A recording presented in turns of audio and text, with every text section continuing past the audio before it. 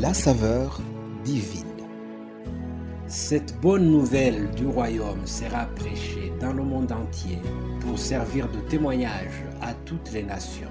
Alors viendra la fin. Préparation et présentation, Immaculée Milanesa.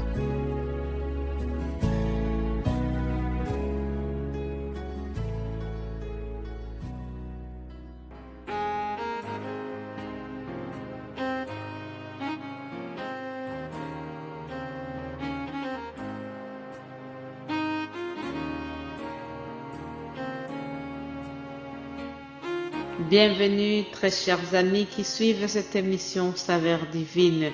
Que le nom de l'Éternel soit élevé. À lui toute la gloire. C'est lui qui est au centre de cette émission. Bienvenue donc à vous tous qui écoutez cette émission. Si vous nous suivez peut-être pour la première fois, nous vous souhaitons la bienvenue. Nous sommes lundi. Et je voudrais vraiment vous souhaiter une très belle semaine. La semaine que nous commençons, qu'elle soit pour nous une semaine remplie de nouvelles opportunités, de nouvelles bénédictions. Vraiment, que l'Éternel vous fasse du bien pendant cette semaine que nous commençons. Aujourd'hui, le Saint-Esprit m'a mis à cœur de partager un psaume. Le psaume 126 m'a édifié beaucoup, je voudrais le partager avec vous. Cantique des degrés. Et le titre de ce psaume me dit « Prière pour la restauration d'Israël ». Quand l'Éternel ramena les captifs de Sion, nous étions comme ceux qui font un rêve. Alors notre bouche était remplie de cris de joie et notre langue de chants d'allégresse. Alors on disait parmi les nations, l'Éternel a fait pour eux de grandes choses. L'Éternel a fait pour nous de grandes choses. Nous sommes dans la joie. Amen. L'Éternel ramène nos captifs comme des ruisseaux dans le midi. Ceux qui sèment avec larmes moissonneront avec chants d'allégresse. Celui qui marche en pleurant, quand il porte la semence, revient avec allégresse quand il porte ses gerbes. Alléluia. Et le verset 3 nous dit, l'Éternel a fait pour nous de grandes choses, nous sommes dans la joie.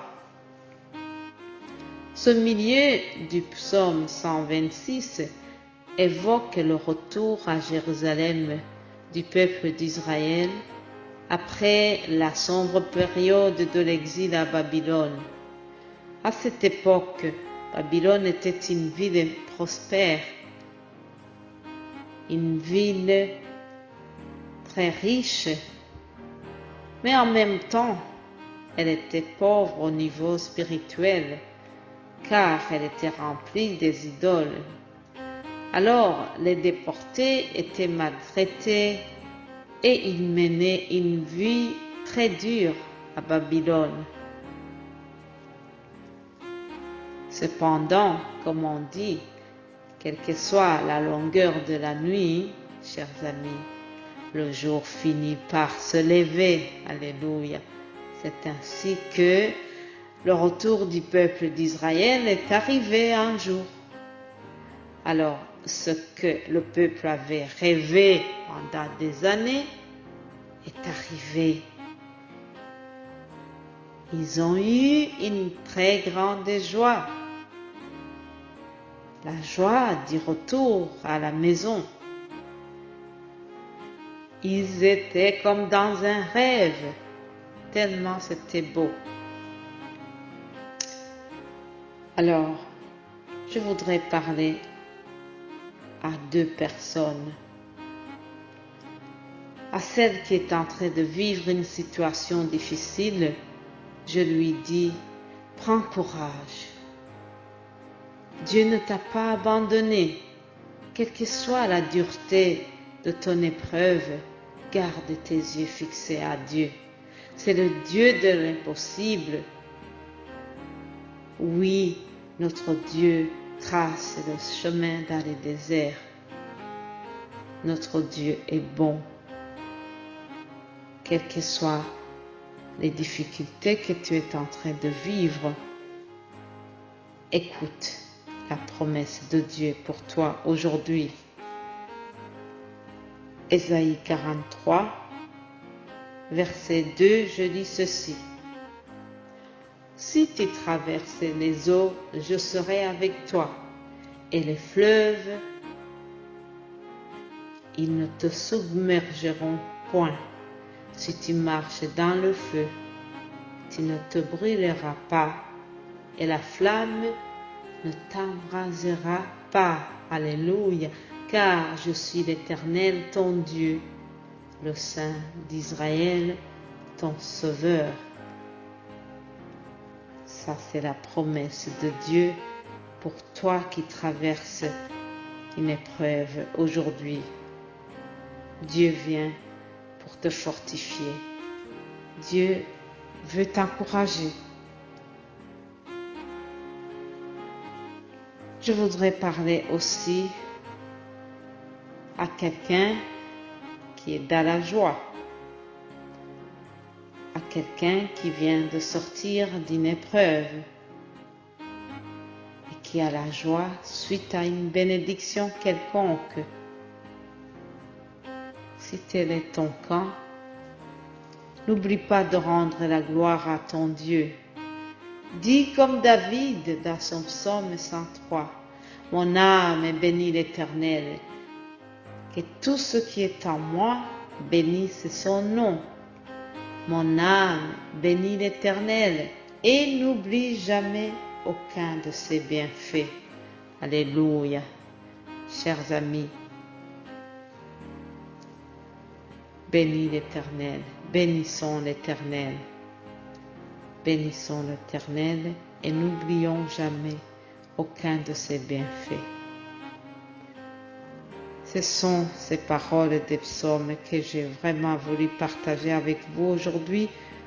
J'ai voulu que nous puissions commencer cette semaine en rendant grâce à l'Éternel. L'Éternel a fait pour nous de grandes choses et nous sommes dans la joie. Peut-être tu te dis, il n'a pas encore fait quelque chose pour moi.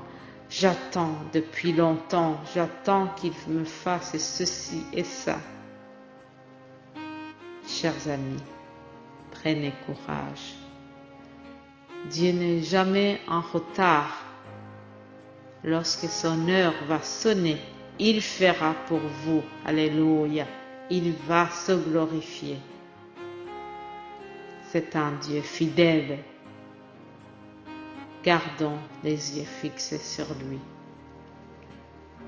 Maintenant, nous allons prier pour consacrer cette nouvelle semaine à Dieu. Père Céleste, je te remercie. Je te rends grâce parce que tu es un Dieu d'amour. Tu es le Tout-Puissant. Tu as notre destin en main. Seigneur, nous voulons t'apporter la semaine qui commence. Viens et sois au contrôle de tout. Toute la semaine ici, nous allons voir les signes qui marquent les derniers jours.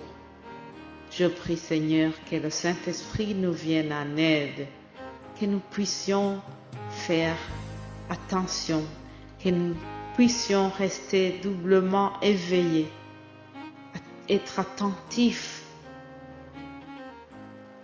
à ce que la parole nous dit, être attentifs à ce que ta parole nous enseigne et que nous puissions surtout nous préparer à ton retour. Je prie, Seigneur, que ton peuple soit béni, par tout ce que nous allons apprendre cette semaine. Je prie pour tes enfants, Seigneur, que tu les bénisses abondamment, que tu bénisses toutes les activités que nous allons faire cette semaine. C'est au nom de Jésus-Christ que nous avons prié. Amen.